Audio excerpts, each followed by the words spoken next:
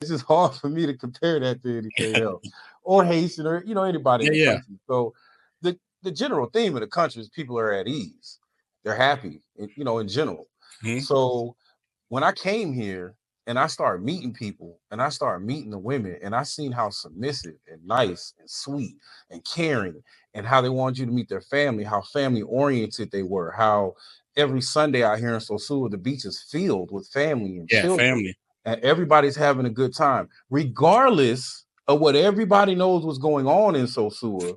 Yeah. They take a break and everybody's with their family. I just didn't see that in back home. Yeah. I didn't experience that a lot. So that was the key thing. As soon as I touch ground, man, you can feel the energy from the feminine side that just says, "Hey, you're welcome here. I don't care what you did in your past. I don't care how much money you make.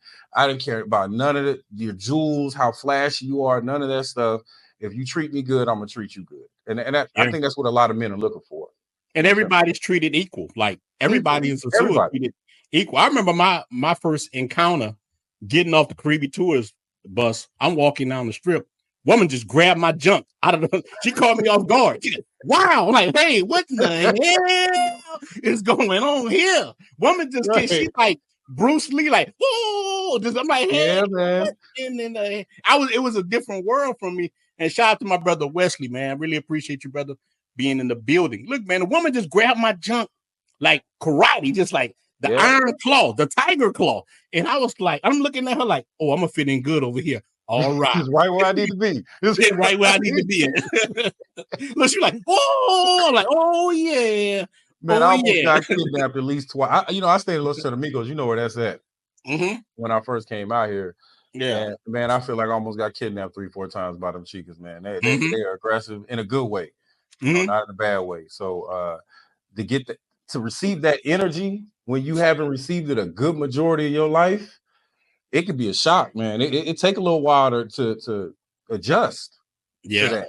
Yeah, to be able to maneuver through it. So yeah, that was the biggest shock for me, man. The people I tell people I see nothing but beautiful teeth out here all day. Yeah. Every day. Smiles. Yeah. Yeah. Man, the women are just, man, they hit different. Like a lot of people, I try to tell them, so they'll see some of the creep cam videos and stuff, and they'll say, well, I don't see that many pretty women. And me and even shot on Jay, me and him even talk about it. So Jay, don't listen to don't just go by the Right. creep cam videos. Right. They got women that'll just come through like a unicorn and just throw you the hell off. Like Oh you don't yeah. know where they come from. Look Yeah. like some ninja that made them in a lab. You could just be sitting there with the brothers kicking it, and a unicorn just come through. You're like, oh my God. Look, the last day all us was in flip-flop talking. We just sitting there talking. And a herd of unicorns just came through. Like, what the heck? It just froze the whole everything. Brothers got chicken wings in their mouth. Right.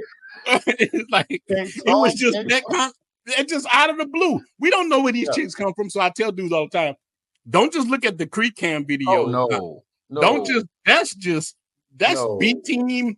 You don't even know what the hell's going on. Like when you just because a lot of people, DR has like, DR, man, is a weird kind of place how people look at it.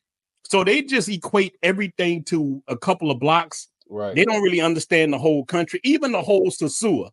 They don't see. It took me even getting outside of Pedro Clasante to see the whole Sosúa. Right. Sosúa has all kind of different things, and it got the good, the bad, and the ugly. And how I feel about all of it, whether it's pay for play, whatever, is just this: whatever people do, they're gonna do anyway.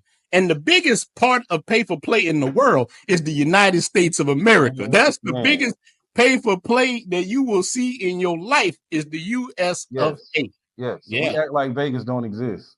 Yeah. In New Orleans. In New Orleans, in Chicago, in New York, in Houston, and all these other places. That's the norm where we just try to cover things up in our country like that's not what's going on. But it's very obvious that's what's going on. It's just I heard somebody say the other day that the only difference between what's going on in the United States and what's going on in places like this is they don't want to accept that that's what they do in the United States. Yeah. That's the only difference. Well, look, here's the thing. I'm going to trip your head out. Shout out to Yoga in the building. Appreciate you, brother. We're going to open it up in a little bit. I just wanted to get with my brother and just talk. But look, here's the thing, man. I try to tell guys, look, here's the thing in the U.S. U.S. works like this. Women are free as hell in the they can You can't slut shame them. They can do the body shame them. No, you can't body shame them. They could do the whole stroll, whatever they wanted. The 304 stroll. Look, even gay men can. And look, shout out to the gay people. That's what you want to do. But they can go to parades. They can bounce that ass, do whatever they want to do, and nobody says nothing. But the moment a black man, or even any man, because America is kind of demasculating, but especially a black man, when we do it, everybody has a problem, especially other black men. They hate to see you win. They, especially them cats, they will feel like, I'm like, is it okay for a woman to clap cheeks, a gay guy to clap cheeks,